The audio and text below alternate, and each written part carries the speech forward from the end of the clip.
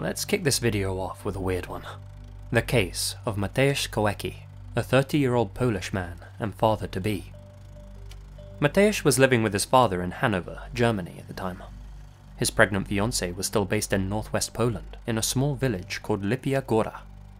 He lived apart from her for work purposes. On March 28, 2018, Mateusz's fiancée went into labour. The baby was on the way, and so was he. He hopped in his car at 11:30 PM and set off on his 400-mile journey to his fiancée. He estimated that he'd arrive around 8 or 9 AM the following morning. The thing is, Mateusz never made it to his destination. Somewhere along the way, he disappeared. 6 months later, he'd turn up dead in his family's barn, his head detached from his torso. Let's go into the details. March 29th, 10:30 AM. Mateusz calls his father up, tells him that he's stuck in heavy traffic on the Polish-German border.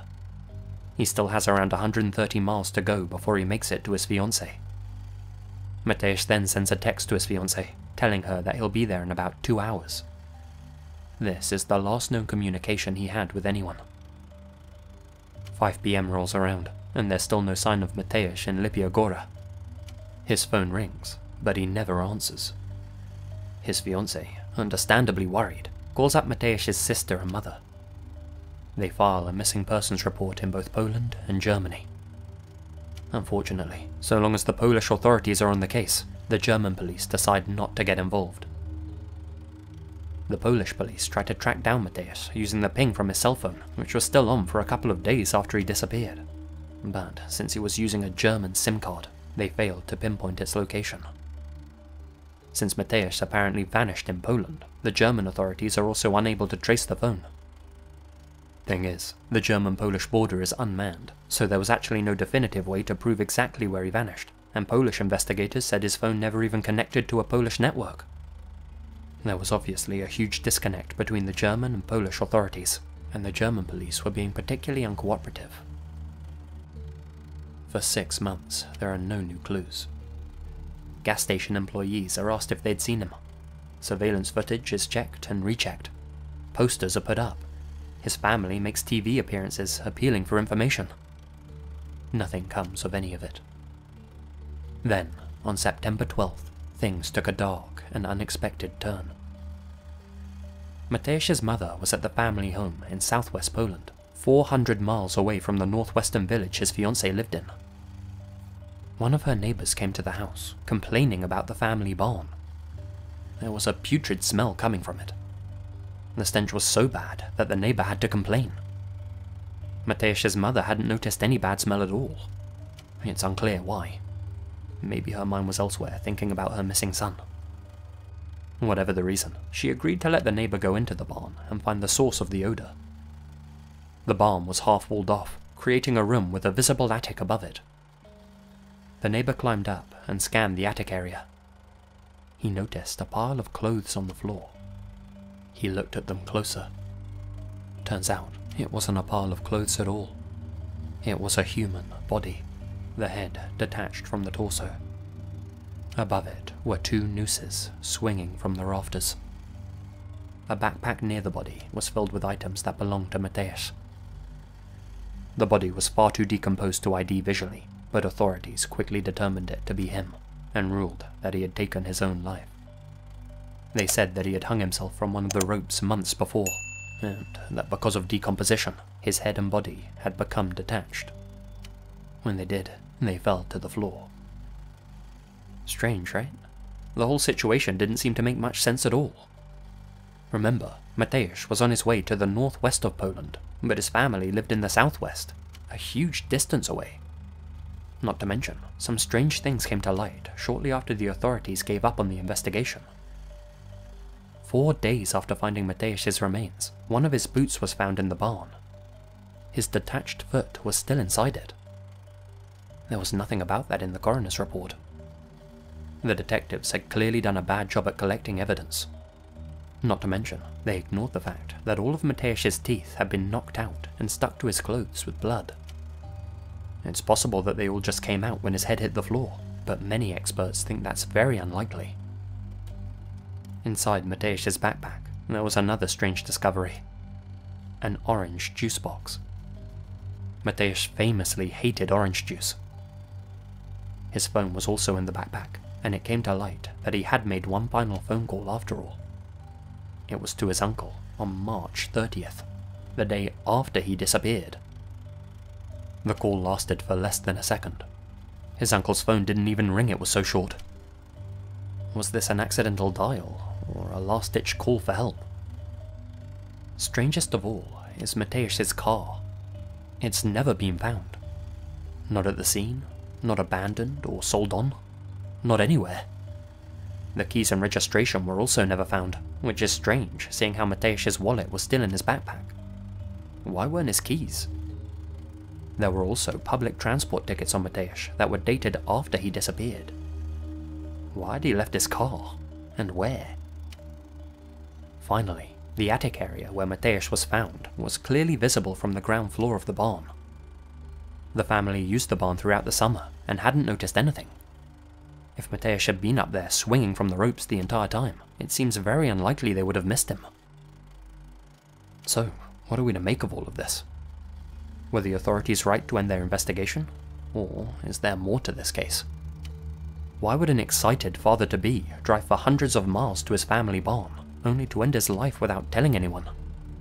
Why did the family not notice him inside the barn if the area was so visible? What happened to his car, and what was up with the public transport tickets? So many questions. Makes you wonder whether the whole scene was staged by somebody. It's hard to know what to make of this one. Let me know what your theories are down below in the comments.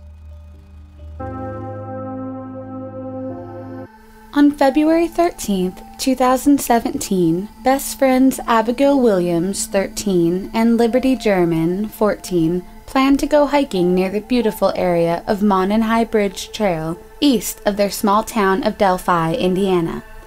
A day before, Abigail had had a sleepover at Liberty's home, who was in the primary care of her grandparents, Mike and Becky Patty. Since school had been closed on the Monday of February 13th, the two friends had asked Liberty's grandma if they could go hiking. The girls were granted permission under the condition that they secured a ride to get there and back. Liberty's older sister, Kelsey German, dropped the two off on her way to work at 1:30 p.m., and the girls arranged to be picked up by Liberty's father, Derek German, after running several errands that would take 2 hours. At 2:07 p.m., Liberty decided to record their adventure. They took some photos and uploaded a picture of Abigail smiling on Snapchat as she crossed the abandoned Monenhigh Bridge. At 3:11 p.m., Derek texted Liberty to let them know to start heading back to their meeting point to pick them up. Upon arrival at 3:14, the girls were nowhere to be found. He proceeded to text and call Liberty numerous times, but received no reply. Derek now worried and decided to walk the trail to search for the girls. 15 minutes later, without any luck, he called Liberty's grandma, Becky, letting her know that the girls were missing. The family then searched for the girls on the trail for about an hour, but found no trace of them. As it was starting to become dark outside, the family officially reported the girls missing to the police shortly after 5 p.m. By 6 p.m., a massive search was launched. Authorities and over 100 local residents searched the trail that night. The following day, on February 14th at around 12 p.m., a volunteer searcher stumbled upon the bodies of Abigail and Liberty near Deer Creek, about half a mile away from the bridge they were last pictured on. Authorities have not released how the girls have been murdered, and whether or not they have been sexually assaulted is unknown, but they did release 2 compelling images of a prime suspect, whom they believe may have been the person responsible for the girls' murder. The picture released to the public had been captured by Liberty German as she was recording Abigail during the hike.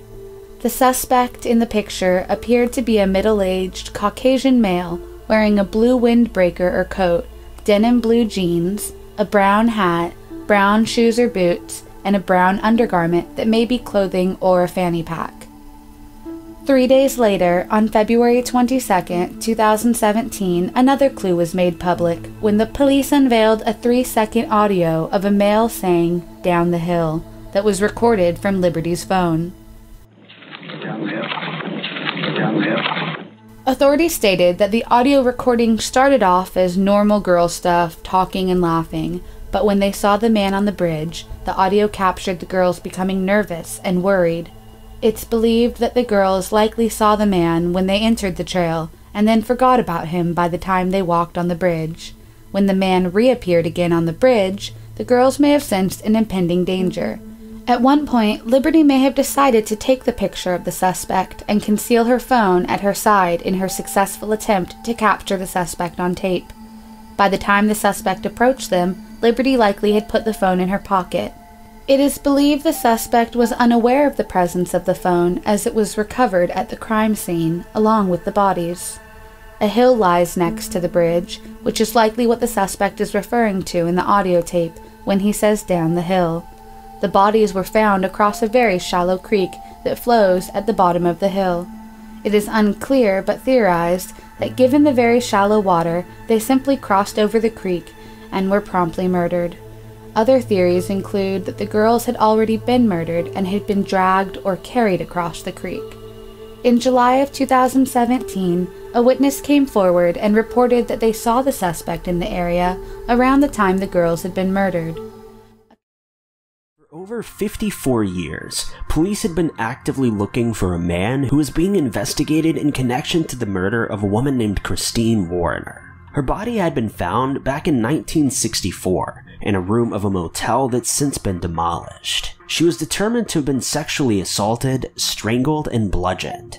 The only real lead that police had regarding the case was a single bloody handprint found on the door, and they didn't find a match for the print until 2007. Police simply had to wait for technology to catch up with them in order to search for the owner of the handprint digitally, and they eventually determined that the handprint belonged to a man named Charles Faith, a convicted sexual predator who would have been in his 20s at the time of the attack. Police built a case around Charles, and had all the prints they needed and were able to find enough evidence to place him at the scene of the crime. Though rather unexpectedly, in 2016, the state dropped the charges against Charles as his health was declining quickly. The DA said that if his health returned, they would further pursue the charges. However, in April of 2018, Charles passed away. He was never convicted and the case was never formally solved. On December 12, 2014, a teenager in Economy, Pennsylvania, was passing by a wooded area. He saw something lying on the ground only 10 yards off the rural road. Upon closer inspection, he realized what it was. The embalmed, severed head of a woman. Her hair was grey and fluffy, her mouth was open, and, most strange of all, her eyes had been replaced by 2 red rubber balls.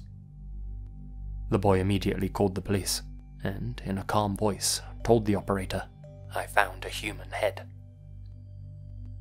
Detectives had a sketch drawn up, showing what she may have looked like in life. Experts examined the head and determined that it had been professionally dismembered, cut with surgical delicacy.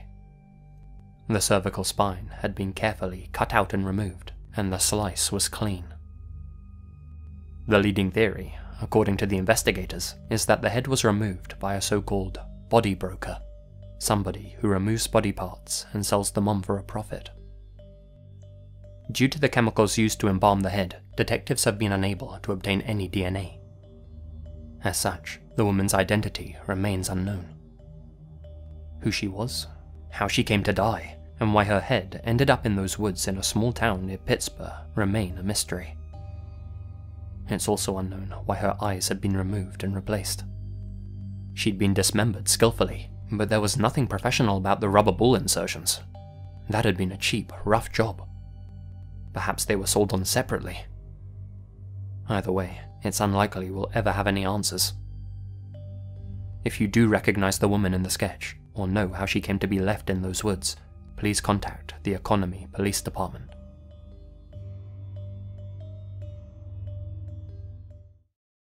More money, more problems.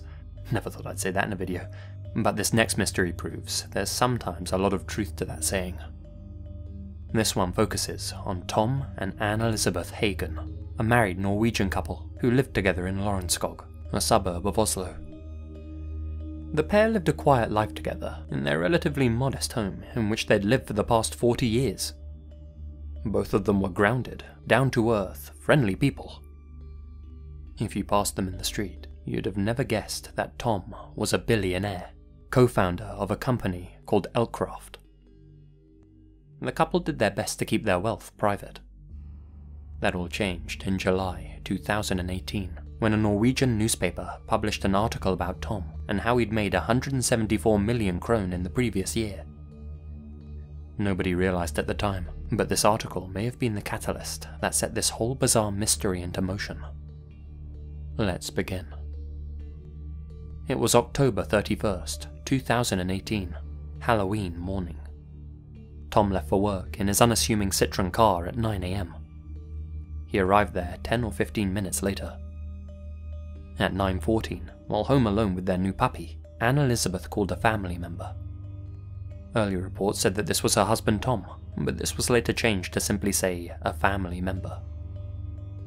9:48. Electrician and neighbour Tommy Skansen calls Anne Elizabeth's cell phone. She had asked him to come over and help switch out some light fixtures. She doesn't pick up the phone. More people try to contact Anne Elizabeth throughout the day. Nobody can get through to her. Everyone assumes she's just busy. At 1:30 PM, Tom arrives home. He can't find his wife anywhere. What he does find are a number of her personal belongings lying on a chair and a sinister note written in broken Norwegian. It's a ransom note. "We have your wife. We demand 9 million euros in the cryptocurrency Monero. If you don't pay up, a video of your wife being killed will be posted online." The note goes on to say that Tom and the rest of his family are being watched. Should he contact the authorities, his wife's life will be in grave danger. Instructions on how to pay the captors are included. At some point between 9:14 and 9:48, Anne Elizabeth had been taken. Tom ignored her captor's threats and contacted the police at 2:07 PM. They meet with him in secret at a gas station. An investigation begins. The authorities are careful not to let any information leak to the public, worried that that might mean the end of Anne Elizabeth. They advise Tom not to pay his wife's captors anything until he has proof of life, evidence that she is still alive. If he pays, he'll have nothing left to bargain with.